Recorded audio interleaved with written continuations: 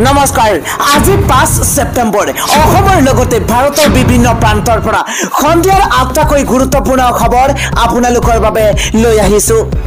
এই মুহূৰ্তত জনাই আছো গুৰুত্বপূৰ্ণ খবৰ আজি শিক্ষক দিৱস 5 সেপ্টেম্বৰ আজি শিক্ষক দিৱসৰ এই পবিত্ৰ দিনটোতেই ৰাজ্যৰ 10,000 শিক্ষকে বৰ্জন কৰিছে শিক্ষক দিৱস শিক্ষক দিৱসৰ দিনাই তীব্ৰ প্ৰতিবাদ কৰিছে টেট শিক্ষকে এবাৰ 10,000 শিক্ষকে বৰ্জন কৰিছে শিক্ষক দিৱস মহানগৰীৰ সচলতো কলা বেজ পৰিধান কৰি শিক্ষকে কৰিছে তীব্ৰ প্ৰতিবাদ চাকৰি নিয়মীয়াকৰণৰ দাবীৰে তীব্ৰ প্ৰতিবাদ কৰিছে আজি শিক্ষকসকলে দীৰ্ঘদিন ধৰি আবেদন নিবেদন কৰাৰ পাছতো চাকৰি নিয়মীয়াকৰণ নকৰাৰ ক্ষোভ উজাৰিছে আজি শিক্ষকসকলে যেটো সময়ত 5 সেপ্টেম্বৰ শিক্ষক দিৱসৰ দিনাই শিক্ষক দিৱস উদযাপন কৰিব লাগিছিল শিক্ষকসকলে সেই দিনটোতেই আজি শিক্ষকসকলে তীব্ৰ প্ৰতিবাদ সাব্যস্ত কৰিছে চাকৰি নিয়মীয়াকৰণৰ দাবীত আজি ক্ষোভ উজাৰিছে শিক্ষকসকলে শিক্ষক দিৱসৰ দিনাই তীব্ৰ প্ৰতিবাদ টেট শিক্ষকৰ ৰাজ্যবাসীৰ কাৰণে পৰৱৰ্তী ব্ৰেকিং নিউজ হৈছে এবাৰ জনজাতিকৰণৰ দাবীত উত্তাল প্ৰতিবাদ সাব্যস্ত কৰা হৈছে আমি জনাই আছো গুৰুত্বপূৰ্ণ খবৰ জনজাতিকৰণৰ দাবীত এবাৰ প্ৰতিবাদ সাব্যস্ত কৰা হৈছে উত্তাল প্ৰতিবাদ সাব্যস্ত কৰা হৈছে চৰাইদেউ জিলা আয়ুক্ত কাৰ্যালয়ৰ সন্মুখত তীব্ৰ প্ৰতিবাদ কাৰ্যসূচী হাতত লোৱা হৈছে কোচ ৰাজবংশী সন্মিলনীৰ দুঘণ্টীয়া ধৰ্মঘট কাৰ্যসূচী আজি হাতত লোৱা হৈছে ৰাজ্যবাসীৰ কাৰণে পৰৱৰ্তী ব্ৰেকিং নিউজ হৈছে এবাৰ ৰেহাই নাই কোনো নিষ্ঠা নাই গ্ৰেপ্তাৰ হ'ব সকলো ট্ৰেডিং প্ৰবঞ্চক এই মুহূৰ্তত জনাই আছো গুৰুত্বপূৰ্ণ খবৰ মুখ্যমন্ত্ৰী ডক্টৰ হিমন্ত বিশ্ব শৰ্মাই ডাঙৰ ঘোষণা কৰিছে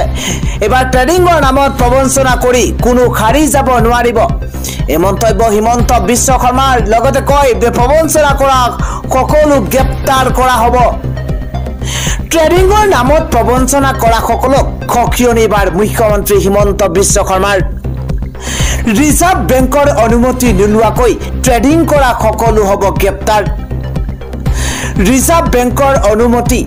অবিহনে কোনোৱে দেশত বিত্তীয় লেনদেন কৰিব নোৱাৰিব ইতিমধ্যে অসম আৰক্ষীয়ে একচন আৰম্ভ কৰিছে প্ৰবঞ্চকৰ বিৰুদ্ধে চাইবুজি বিনিয়োগ কৰিবলৈ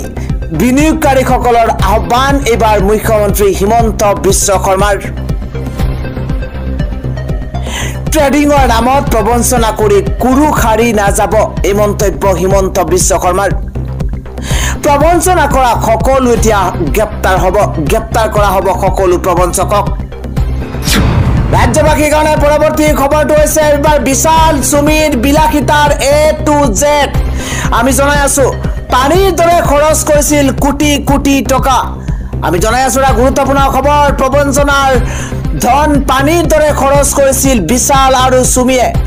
এটা ডাঙৰ খবৰ জনোৱাৰ চেষ্টা কৰিছো লাভ বিলাকৰ নামত খৰচ কৰিছিল কোটি কোটি টকা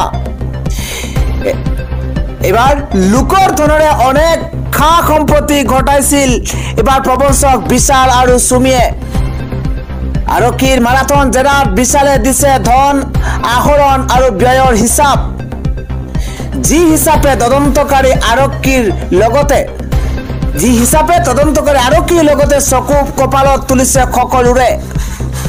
ডাঙৰ খবৰ জনোৱাৰ চেষ্টা কৰিছো ডিব্ৰুগড়ৰ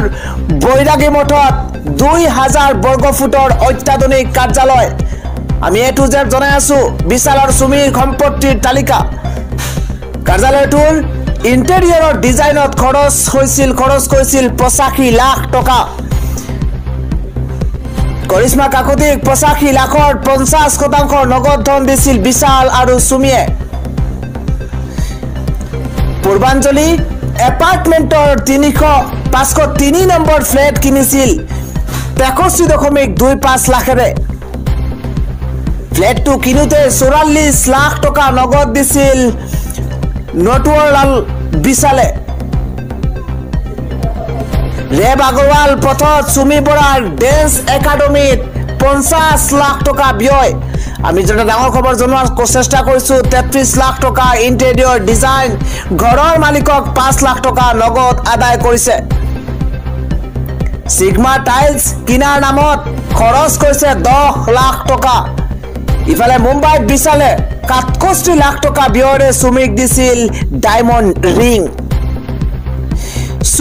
বিশালক সুমিয়ে উপহাৰ হিচাপে দিছিল ২.৯ লাখ টকাৰ ভাৰ্চেছ ব্ৰেণ্ডৰ কাপোৰ সুমিৰ বাৰ্থডেত বিশালে দিছিল ২ লাখ টকাৰ ৰজ ৰেডি বিয়েৰ সুমি বৰাৰ জিম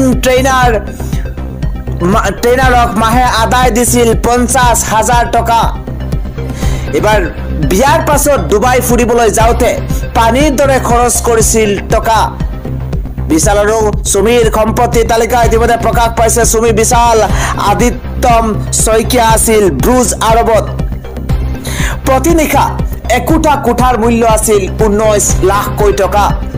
অনুমান কৰক ৩ দিন ১৯ লাখকৈ থকাৰ নামতে ব্যয় হৈছিল ৫৭ লাখ টকা এবাৰ হোটেল আটলান্টিকত প্ৰতিনিশা ১ লাখকৈ ৫ দিনত দিছিল ৫ লাখ টকা ডুবাইত বিখ্যাত এড্ৰেছ মলত বজাৰ কৰিছিল ১.৫ কোটি টকাৰ